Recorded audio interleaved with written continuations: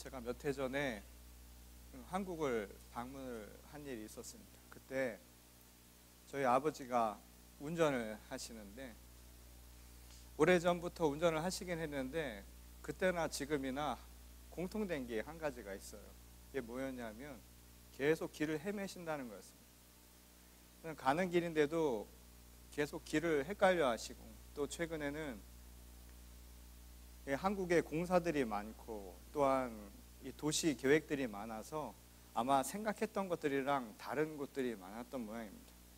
그래서 제가 내비게이션이 있으니까 그걸 보시라고, 이 차에 보니까 내비게이션이 붙어 있더라고요. 근데 왜 그걸 안 보시냐고 이야기를 했더니 처음 듣는 여자의 말을 어떻게 믿느냐고 말씀을 하시는 겁니다.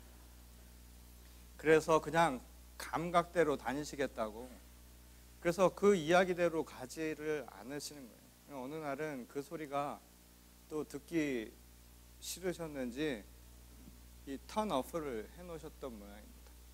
그러더니 갑자기 그날따라 길을 못 찾으시니까 왜 도대체 말을 안 해주는 거야? 라고 저희 아버지가 말씀을 하시자 옆에 앉아 계신 저희 어머니가 속이 상하셨는지 당신이 항상 말을 안 되니까 얘도 화가 나서 말을 안 하는 거라고 그렇게 말씀을 하시는 겁니다. 제가 두 분이 얘기하는 그 상황을 뒤에서 가만히 지켜보면서 여러 생각이 들었습니다. 참 엄청난 상상력 아닐까요? 내비게이션을 들으면서 누군가 나에게 얘기해 준다라고 생각을 하시고, 또 얘기 안 하는 것이 저 여자가 내 얘기를 듣지 않아서 화가 나서 삐져서 그런 것이다 라고 하는 그 상상력이 도대체 어디서 나온 것일까? 오늘 우리의 시각으로 보면 턴오프를 했으니까 말을 안 한 것이고, 또 그 사람이 이야기하는 것을 제대로 듣지 않으시니까 자꾸만 길을 잘못된 길로 가게 되는 것이죠. 우리가 합리적인 생각, 오늘날 이성적인 생각을 가지고 판단해 보면 그렇습니다. 근데 곰곰이 생각을 해보면 예전에 어르신들이 하는 말씀들이 틀린 것 같기도 하면서도 또 그 안에는 우리가 상상하지 못했던 많은 이야기거리가 있다는 것을 생각해 보게 됩니다. 예컨대 마른 하늘에 비가 내리면 예전에는 그런 이야기를 했어요. 누가 장가간다고 그랬죠? 호랑이 장가가고 여우가 시집간다라는 이야기를 했습니다. 도대체 그게 무슨 뜻인지는 잘 모르겠지만 옛날 사람들은, 또 어르신들은, 또 저희 어렸을 때만 해도 그런 이야기를 들으면서 호랑이를 생각했고 여우를 떠올린 게 정말 사실입니다. 저희 할머니는 어느 날 이 한여름에 소나기가 떨어지자 저한테 그런 얘기를 하셨어요. 소나기는 삼형제요 그러시는 거예요. 이게 뭔 말인가? 소나기가 삼형제라니. 그래서 삼형제가 나란히 오는 게 아니라 따로따로 온다는 겁니다. 그래서 그 말이 정말인가 봤더니 한국에 내리는 국지적인 호우성 비라고 하죠. 소나기는 진짜 딱 3번 오면 그치는 거예요. 아, 이런 이야기가 있구나. 그래서 이렇게 표현을 했구나 라는 생각을 해보았습니다. 어떻게 보면 예전에 과학이라고 하는 근거와 또한 우리가 생각하는 합리적 이성이라고 하는 것들이 명확하게 정의 내려지지 않던 시절에 많은 사람들은 상상력을 동원해서 우리 삶의 이야기들을 표현해내곤 했다는 겁니다. 그리고 그것은 비록 오늘 우리의 시선이나 우리의 생각으로 볼 때는 조금 이해가 안 되는 부분이 있을지라도 그 이야기를 곰곰이 되짚어보면 그 안에 얼마나 깊은 의미가 있고 또 때로는 얼마나 우리의 삶을 풍성하게 만들 수 있는가라는 것을 우리가 알 수 있다는 것이죠. 오늘 사순절 첫 번째 주일을 맞이해서 우리가 읽은, 또 우리에게 주신 오늘 본문 말씀은 바로 그와 관련된 이야기를 우리에게 전하고 있습니다. 바로 노아의 홍수에 관한 이야기죠. 더 정확하게 말하자면 오늘 본문의 말씀은 홍수 사건의 이 결말 부분에 해당한다라고 이야기할 수 있는 대목입니다. 이 노아의 홍수와 관련된 이야기는 이 지금까지 많은 이들에게 논란의 대상이 되고 있는 말씀인 게 사실입니다. 그만큼 오늘날 과학과 또한 기술이 발전된 세상의 시각에서 보기에는 논쟁의 여지가 많아 보이는 것 역시도 사실이기 때문입니다. 이 홍수를 통해서 온 인류에 대한 심판을 행하셨다라고 하는 이 부분에 대한 신학적인 질문도 그렇지만 과연 그것이 과학적으로 근거가 있는 것인가를 두고 그 사실 여부를 따져 묻는 그 논쟁도 여전히 우리 사회에 나타나고 있는 논란거리 중에 하나라는 것을 부인할 수는 없다라는 것이죠. 이 최근에는 창조과학이라고 하는 분야가 많은 사람들에게 관심을 끌고 있다고 합니다. 확인할 수 있는 증거가 있다는 것, 그래서 사실 여부를 확인한다라고 하는 것이 우리 믿음을 더욱더 굳건하게 해줄 수 있다. 또 우리 믿음에 대한 확증을 보여주는 일종의 증거라고 많은 사람들이 생각하기 때문이라는 겁니다. 그런데 예수께서도 그런 말씀을 하셨죠. 눈으로 봐야 믿을 수 있다라고 하는 생각은 이 사실은 아직 믿음에 대한 확증이 스스로 많이 부족하다라고 하는 것을 반증해주는 모습이라고 할 수 있다는 겁니다. 물론 확인시켜서라도 다른 사람들을 믿게 해주고 싶고 또한 그것에 대해서 나 스스로도 확증을 갖고 싶은 것은 이해가 가지만 그것 자체가 믿음의 부족에서 나타나는 현상일 수도 있다는 것을 우리 스스로 한 번쯤은 되짚어 봐야 할 대목이라는 것이죠. 이 사실 여부를 먼저 확인하려 드는 우리들의 신앙적 조급함, 이것이 어떻게 보면 하나님의 말씀이 가진 아주 풍부하면서도 기쁜 뜻을 우리가 잊고 지내게끔 만드는 하나의 장벽이 될 수도 있다는 것이죠. 비록 우리의 언어로는 잘 이해가 안 되는 대목이 될 수도 있지만 그것을 통하여서 우리에게 삶의 이야기를 전하고 하나님의 말씀에 더 풍부하고 깊은 뜻을 가르쳐주는 메시지로 우리가 생각해 볼 여지가 있다는 겁니다. 오히려 신학적인 상상력을 완전히 막을 수도 있는 길이 거기서부터 시작할 수 있기 때문이라는 거죠. 예컨대 오늘 홍수 사건을 인류에 대한 심판이라는 관점에서 우리가 흔히 생각하지 않습니까? 근데 그 생각을 해보면 이런 질문들을 조금만 생각해보면 할 수 있다는 겁니다. 과연 노아와 그의 가족을 제외한 모든 생명이 다 죽었다고 하는데 과연 그럴 만한 이유가 우리가 생각하기에 정말 타당한 것인가? 한 번쯤 질문해 볼 수 있다는 것이죠. 혹은 정반대로 노아와 그 가족만이 살만한 가치가 있었다라는 사실을 과연 오늘 우리가 어떻게 받아들일 수 있을 것인가? 이에 대한 질문도 우리가 합리적으로 행할 수 있다는 것이죠. 사람들이야 의인이 노아밖에 없어서 그렇다 치더라도 그럼 나머지 생명이 있는 짐승들은 무슨 죄가 있었기 때문에 그랬느냐라는 질문을 할 수 있다는 것이죠. 그리고 하나님이 육상에 있는, 다시 말해서 피조물에게만 벌을 주신 것인가요? 홍수로 물을 통해서 심판을 행하셨다는 것은 적어도 바닷속에 있는 생명체에 대해서는 심판을 행하신 건 아니겠느냐. 우리가 조금만 생각을 해보면 여러 가지 질문이 가능한 내용이기도 하다라는 것이죠. 물론 하나님께서 범죄한 인간을 벌하시기 위해 일방적으로 행하신 심판이다라고 이야기를 한다면 더 이상 뭐 할 말은 없습니다. 그런데 그 같은 생각을 만일 아무 질문 없이 그대로 받아들이게 된다면 우리에게는 또 다른 문제를 나타내게끔 만드는 결과가 될 수도 있다는 것이죠. 예컨대 그 논리를 그대로 받아들이고 그 시각을 그대로 받아들여서 오늘 우리 삶 속에서 일어나는 자연적 재앙이나 사건에 적용시켜버리면 그 자체로 커다란 문제를 만들 수도 있다는 것을 금세 알 수 있다는 것이죠. 예컨대 여전히 자연적 재앙으로 인해서 피해를 입은 수많은 사람들에게 똑같은 잣대를 들이대면서 그것은 하나님의 당연한 심판이었다라고 하는 말들을 우리가 종종 듣게 됩니다.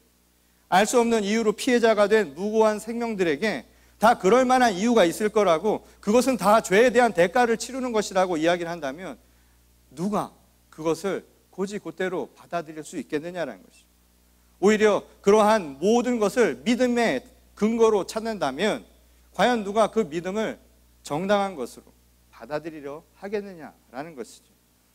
이 실제로 오늘 우리가 읽은 노아 홍수 이야기와 관련된 이 창세기 6장에서 9장 말씀을 보면 이 홍수로 인한 이 심판의 기록은 아주 간략하게만 묘사되어 있다는 것을 우리가 확인할 수 있습니다. 오히려 말씀의 대부분은 심판에 관한 것이라기보다는 오히려 방주를 제작하는 그 제작 과정에 더 많은 장을 할애하고 있죠. 또 홍수 이후에 일어난 상황에 대해서 우리에게 묘사하고 있는 내용이라고 해도 과언이 아니라는 겁니다. 그러니까 노아의 홍수 이야기를 통해서 우리에게 전하려고 하는 핵심은 오히려 심판 그 자체가 목적이라기보다는 오히려 그 심판을 통해서 우리에게 뭔가 전하려고 하는 그 메시지에 초점이 가 있다라고 해도 틀린 말이 아니라는 거죠. 오히려 생명의 구원이라고 하는 것에 더 관심을 두고 있다는 겁니다. 한마디로 체벌이라는 것을 생각을 해보면 체벌은 말뜻 그대로 그 자체가 목적이 아니죠. 오히려 사실은 체벌을 통해서 우리가 깨닫기를 바라는 것, 그리고 그것을 통해서 하나님의 깊은 뜻과 그리고 우리를 향한 하나님의 그 사랑을 다시 한번 헤아려 볼 수 있는 기회가 된다는 것. 이게 오히려 더 중요한 우리의 관심의 대상이 되어야 한다는 겁니다. 이것은 장차 이루어질 종말의 심판을 기록하고 있는 요한계시록도 마찬가지죠. 이 분명한 사실은 그날에 이루어질 심판은 모든 것의 끝을 의미하는 종말이나 처벌이라고 하는 것이 그 이야기의 궁극적인 핵심이 아니라는 겁니다. 오히려 예언의 말씀을 통해서 우리에게 행하고자 하시는 의미는 무엇일까요? 미래라고 하는 것은 존재하지 않는다 이 말인 것이죠. 미래가 우리에게 종말이라고 하는 상황으로 나타날 것입니다. 그 이야기를 하는 메시지는 뭐겠냐라는 겁니다. 미래는 언젠가 오늘이 될 수 있다는 것이죠. 그리고 그 미래를 듣고 있는 지금 현재는 오늘 살아가는 우리들의 몫이라는 겁니다. 미래의 이야기를 하는 이유가 그래서 무엇일까요? 바로 오늘을 준비하라는 것 아닙니까? 오늘 내가 어떻게 준비된 삶을 살아가느냐, 내가 오늘 어떤 삶을 살아가느냐에 따라서 미래도 달라지는 법입니다. 미래는 숙명처럼 그냥 주어진 게 아니다 이 말인 거죠. 그리고 그것은 그냥 다가오는 사건도 아니다 이 말인 겁니다. 오늘 우리에게 중요한 것은 바로 지금, 오늘 현실의 삶 속에서 무엇을 어떻게 보며 살아가느냐, 이게 더 중요한 부분이 될 수도 있다는 것이죠. 그런 의미에서 계시록의 이야기도 그 예언의 말씀을 통해 지금 우리가 어떤 시선을 가지고 어떤 삶의 방향을 향해 어떤 삶을 목적으로 향해서 살아갈 것인가, 바로 그 근원적인 질문을 우리에게 하고 있다라고 볼 수 있다는 겁니다. 그리고 그 과정을 통해서 우리가 변화되기를 원하는 것이죠. 믿음을 통하여서 변화되어 살아가는 것, 그때 바로 새로운 하늘, 새 땅이라는 새로운 소망이 우리에게 언약처럼 주어질 수 있다는 것이 바로 요한이 그 계시록을 통해 알려주는 메시지가 아니겠느냐라는 말씀입니다. 그러니 종말의 예언은 두려움의 대상이 아니랍니다. 우리는 계시록을 이야기하고 심판을 이야기하고 종말의 예언을 이야기하면 벌써 공포감이 들죠. 두려움이 생기죠. 죽음이라고 하는 것을 생각하기 마련이라는 겁니다. 오늘 현실을 살아가는 사람에게 그것은 두려움이 아닙니다. 두려움을 통해서 오늘 우리에게 무지막지하게 그냥 어쩔 수 없이 그냥 막무가내로 믿으라고 하는 그 무언가가 아니라 오늘 그것을 통해서 우리의 삶을 되돌아보며 오히려 소망을 갖게 만든다는 것이죠. 오늘 믿음의 자녀들에게 끝날이 어디 있습니까? 오늘 하나님의 언약은 끝이 아니라 오늘 우리에게 새로운 새날을 줄 것이라는 소망의 언약을 이야기한 것이 아니겠습니까?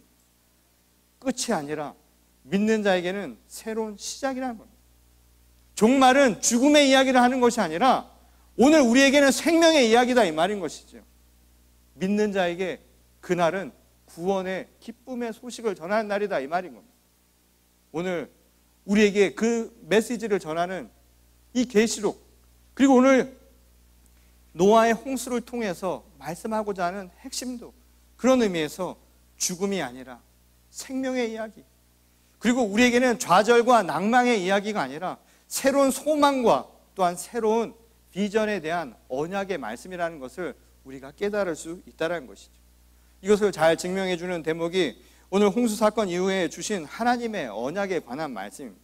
그것도 어떠한 조건을 붙이지 아니하고 그냥 맺은 영원한 언약이다 라고 오늘 본문 말씀은 우리에게 가르쳐주고 있죠. 일방적인 하나님의 약속이었다는 겁니다. 우리가 어떻게 해서 어떠한 행위에 대한 보상으로 맺은 관계가 아니라 그냥 지금 이 상태에서 우리에게 주신 하나님의 희망적인 아주 일방적인 메시지였다 이 말인 것이죠. 비록 홍수로 인해서 우리들은 그것이 하나님의 심판이었다, 그것은 바로 우리의 죄의 결과라고 우리들은 그렇게 믿고 생각했는지 모르지만 하나님의 언약은 조건을 달고 주신 언약이 아니라는 말씀입니다. 아무 공로 없이 아무 대가 없이 우리에게 주신 그냥 일방적인 무조건적인 사랑의 표현으로 바로 그 약속을 주셨다는 것이죠. 그럼에도 불구하고 많은 사람들이 이 홍수의 사건을 생각하며 심판을 떠올리고 그 심판에 대한 두려움 속에서 살아가게 되는 원인이 무엇일까요? 아마도 당시 고대 이스라엘의 많은 사람들은 자신의 삶을 통해서 나타나는 여러 가지 재난과 고통이 마치 대홍수처럼 느껴졌을 수 있을 겁니다. 그리고 그 대홍수로 일어난 것처럼 내 삶에 알 수 없이 일어나는 삶의 질문들, 삶의 문제들을 생각하면서 이 모든 것이 아마 내 죄부로부터, 내가 무언가 잘못한 것으로부터 시작한 것이 아닌가, 아마 그런 생각을 했을지도 모른다는 것이. 그건 오늘 우리도 마찬가지죠. 오늘 우리도 크게 다르지 않습니다. 알 수 없는 삶의 다양한 불행들, 우리가 감당하기 어려운 고난과 아픔들을 우리는 경험하며 살아갑니다. 그리고 우리는 이러한 어려움들이 왜 내게 생겨났을까요? 내가 일부러 한 것도 아닌데 왜 이런 일이 생겨났을까 하는 어려운 질문들에 대해서 혹 이것이 세상의 불의함 때문이 아닐까? 혹 이것은 내가 나도 모르는 새 하나님의 말씀을 어긴 것, 죄로부터 시작한 것이 아닌가? 우리는 스스로 그렇게 질문한다는 것이죠. 그런데 하나님의 말씀은 오늘 우리에게 응징이나 처벌을 목적으로 하는 게 아니라 우리에게 이러한 난관 속에서 어떻게 살아갈 것인가를 이야기하고 있다는 거예요. 오늘 어떻게 방주를 제작해서 어떻게 하나님의 집안에서 어떻게 하나님의 자녀로 하나님의 말씀 속에서 어떻게 죽음이 아니라 생명으로 나갈 것인가. 사실은 그 이야기를 우리에게 말씀하고 있다는 것이죠. 하나님의 말씀을 따라서 오늘 고난과 아픔과 그리고 좌절감과 실망 속에서 살아가는 것이 아니라 내가 어떻게 이 어려움 속에서 이 난관을 헤쳐나가기 위해 내가 어떻게 하나님의 말씀에 바로 서서 오늘 말씀의 중심을 세워서 새로운 희망의 세계를 향해 나아갈 것인가. 바로 이 이야기를 사실은 주님은 우리에게 가르쳐주고 있다는 것이죠. 물론 우리 삶에 이 대홍수와 같이 힘든 게 있잖아요. 정말 물밀듯이 밀려오는 삶의 고난이 있지 않습니까? 그 옛 어른들은 그런 말씀을 하시잖아요. 뭐 일이 생기면 순서를 대놓고 1번, 2번으로 다가오는 것이 아니라 한꺼번에 물려오지 않습니까? 그런 어려움을 당할 때마다 마치 대홍수가 나서 내 인생이 무너질 것 같은 생각들을 여러 번 하지 않습니까? 죽을 것 같은 두려움으로 다가오기도 하지. 그래서 홍수의 사건을 보는 것도 심판과 처벌의 재앙으로만 우리 눈에 비칠지도 모른다 이 말인 거예요. 그런데 오늘 하나님께서는 우리에게 분명한 메시지를 전하죠. 굳은 약속으로 다시 해주셨다는 거예요. 그 약속은 무엇이냐면 결코 홍수로 생명을 앗아가는 일은 다시는 없을 것이라. 무슨 조건을 단 게 아닙니다. 이것은 우리 삶에 전혀 고난이 없을 것이다라는 것을 의미하는 게 아니죠. 분명히 있을 수 있습니다. 우리 인생에는 내가 어떻게 살아도 내 힘으로는 또한 내가 의도하지 않았던 어떠한 재앙과 어떠한 재난과 어떠한 어려움들과 어떠한 시험거리들이 반드시 생겨날 수 있을 겁니다. 하지만 알 수 없이 불어닥친 이 삶의 고통이 하나님께서 마치 나를 시험하시듯 나에게 주시는 것은 결코 아니라는 거예요. 그러니 그것에 실망하지 말라는 말씀. 하나님은 나를 시험 속에서 나를 체벌하기 위해서 여전히 나와 함께 하고 계신 것이 아니라 나를 그렇게 바라보고 계신 것이 아니라 그것을 통해서 무언가를 우리에게 전하려고 우리를 기다리고 계시다라는 말씀이라는 거예요. 저는 그런 의미에서 이 노아의 홍수 이야기를 보며 어쩌면 그 홍수가 우리 인간에게 향한 심판의 도구가 아닐지도 모른다라는 생각을 해보았습니다. 우리 어르신들의 상상력처럼 저의 상상력 속에서 그 홍수는요, 어쩌면 우리를 향해 흘리신 하나님의 눈물이 아니었을까. 저는 그런 생각을 해보았습니다. 어릴 적 이 말을 좀 듣지 않아서 다들 경험하셨을 거예요. 어머니한테 당시만 해도 회초리를 맞았습니다. 뭐 좀 잘못하면 가서 회초리를 가져오고요. 되게 그때의 회초리라는 게 저희 때만 해도 이 막대기 자가 있어가지고요. 그 막대기 자가 회초리 역할을 했죠. 그러다 보니까 막대기 자를 다 부러뜨려 버렸어요. 한국 아이들이 산수를 못하는 이유가 다 있죠. 자를 버리고서는 어떻게든 맞지 않으려고 용 썼던 기억이 나는데 저희 어머니가 종종 그런 얘기를 하세요. 말을 안 들어서 교육을 하려고 체벌을 하는데 제가 독한 구석이 있어서 어머니가 한 대를 때리면 보통 제 동생 같으면 벌써 이미 닿기도 전에 무릎을 꿇고 죄송합니다, 살려달라고, 잘못했다라고 용서를 구하는데, 저는 맞으면서도 끝까지 버텼다는 겁니다. 이를 악물고 눈물 한 방울조차 흘리지 않았다는 거예요. 그러니 어머니는 더 마음이 상해서 채찍이 아니라 이 체벌을 할 것 아닙니까? 회초리질을 할 것 아닙니까? 또 지금 말이 실수로 나가서 동영상을 또 나중에 보실 저희 어머니가 채찍질 했다라고 또 오해를 하실지 모르지만, 이 체벌을 하면서 그래도 끝까지 눈물을 흘리지 않으니까 어머니의 마음이 더 상했던 모양입니다. 아마도 저는 눈물을 흘리면 안 된다라는 이 자존심 때문이었는지, 아니면 잘못을 했어도 매를 맞는 게 영 못마땅했는지는 모르지만 그렇게 버티고 서 있었다고 합니다. 근데 정작 눈물을 흘린 건 결국 제가 아니라 저희 어머니였다는 거예요. 왜 그랬을까요? 그날 저녁에 아이를 때리고 재우는데 잠든 아들의 다리를 보니까 그렇게 버텨서 맞은 자국에 멍이 들었다는 거예요. 그걸 보니 엄마의 마음이 더 안쓰러운 거예요. 회초리질을 한 엄마의 마음이 더 아픈 거죠. 맞아서 상처가 난 다리를 보면서 저희 어머니가 눈물이 왈칵 쏟아지더라는 겁니다. 상처난 것은 아들의 다리만이 아니라 사실은 어머니의 마음에도 그렇게 상처가 났던 거죠.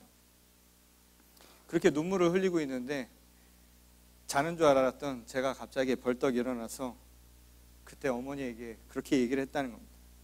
엄마, 다시는 안 그럴게요. 그리고 용서를 구하면서 그때 울더라는 겁니다. 회초리는 맞으면서도 그렇게 버티던 녀석이 어머니의 눈물에는 금방 손을 들고 말았던 거죠.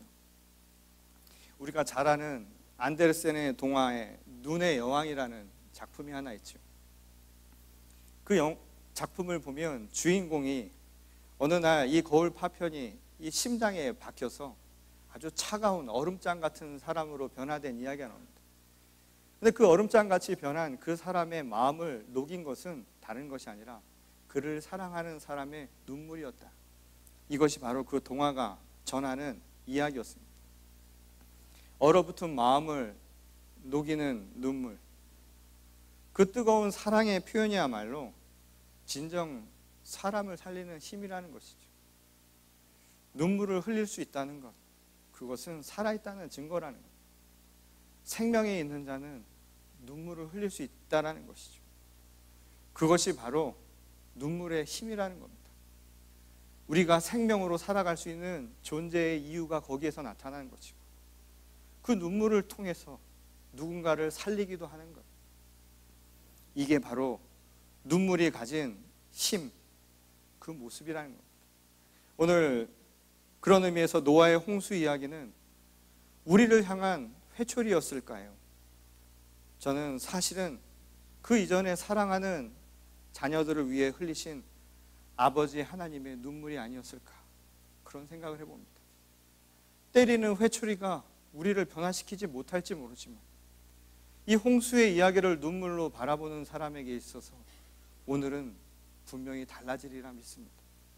왜냐하면 그것은 우리의 생명을 살리는 눈물의 힘이기 때문이라는 것이죠. 저는 오늘 우리들의 믿음의 시선이 변화되기를 소망합니다. 오늘 하나님이 우리를 통해 베푸신 그 은총을 또 다른 시선에서 다시 한번 바라보기를 소원합니다. 종말이 있고 우리에게 심판이 임하고 또 하나님의 말씀을 듣지 아니하면 우리에게 어떠한 어려움이 닥칠 것이다라는 두려움 속에서 갖는 신앙이 아니라 오늘 우리를 향해 흘리는 그 눈물을 바라보며 그 사랑을 바라보며 변화될 수 있는 진정한 신앙인이 될 수 있기를 바랍니다. 요즘은 점차 눈물이 마르고 있는 시대라고 하죠. 지금 2월 달이면 한국에서는 저희 학창시절에 이맘때면 졸업 시즌입니다. 아직도 저는 기억이 나요. 졸업식이면 눈물을 흘리던 그 시절이 있었죠. 요즘에 눈물 흘리는 애들 보셨습니까? 졸업식장에서. 요즘은 졸업식장에서 눈물이 사라진 지 오래입니다. 요즘에 눈물 보이면 애들이 그렇게 이야기합니다. 쿨하지 못하다고요. 그래서 눈물을 흘린다고. 대신에 아이들은 졸업식장에서 밀가루 범벅이 되거나 옷을 찢거나 하는 폭력적인 모습들이 더 익숙한 오늘의 시대가 되었죠. 그런데 이런 말씀입니다. 눈물의 그 의미를 잊고 지내는 세대가 안게 될 역설적인 모습은 뭔지 아십니까?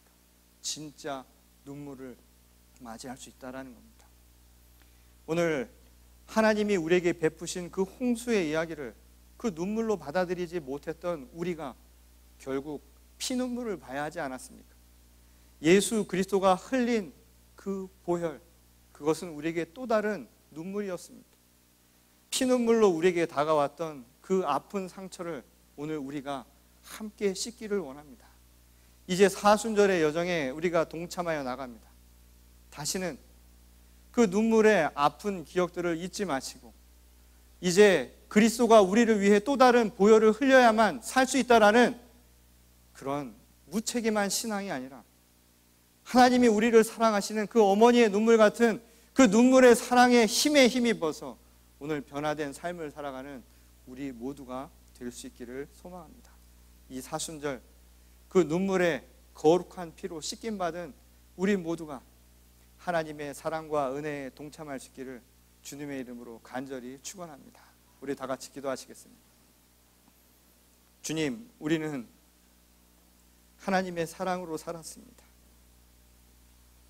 하나님의 채찍질이, 하나님의 그 매가, 하나님의 그 심판이, 하나님이 우리를 향해 주시는 종말의 두려움이 우리를 살리는 힘이 아니라 사실은 그 과정 속에서 우리를 보시며 흘렸던 그 눈물이 우리를 살리는 힘이었음을 저희들이 잊지 말게 하여 주시옵소서.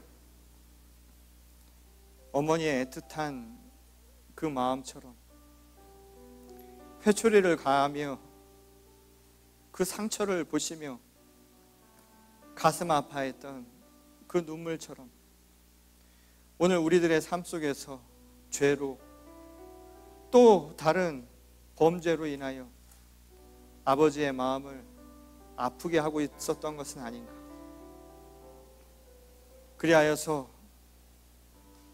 예수 그리스도의 보혈을 통하여 아버지의 피눈물을 우리에게 흘리셨던 것처럼 오늘 또 다른 피눈물을 흘리게끔 오늘 우리들이 살아가고 있는 것은 아닌가. 여전히 세상은 갈등과 분열 속에서 폭력과 또 다른 분쟁 속에서 살아가고 있음을 고백합니다. 서로 다투지 말고 서로 사랑하라고 그토록 눈물로 우리에게 호소하셨건만 서로를 자기의 이기심으로 자기 중심적으로 바라보지 말고 먼저 다가가 섬기고 사랑하라고 그렇게 눈물로 호소하였건만 우리는 그 눈물의 값을 싸구려 신앙으로 잊고 지냈던 것은 아니었을까요? 오늘 이 시간 하나님께서 흘리신 그 눈물의 힘을 다시 한번 기억하기를 원합니다. 다시는 십자가의 피눈물을 흘리시지 않게 하도록 오늘 사순절의 기간 동안 우리도 예수 그리스도의 고난에 동참하며 주님의 그 깊은 사랑과 은총을 깨닫게 하여 주시옵소서. 오늘도 눈물로 우리에게 호소하신 주님의 그 사랑을 힘입어서 새로운 언약과 희망을 바라보며 생명의 길을 걸어가는 저희 모든 교회와 성도들이 되게 하여 주시옵소서. 이 시간 우리의 마음을 고백하고 결단하는 모든 이들마다 우리 마음속에 그 눈물의 의미를 담고 돌아가게 하셔서 하나님 그 은혜로 살게 하여 주시옵소서. 감사드리며 사랑이신 우리 주 예수 그리스도의 이름으로 간절히 기도드렸습니다. 아멘.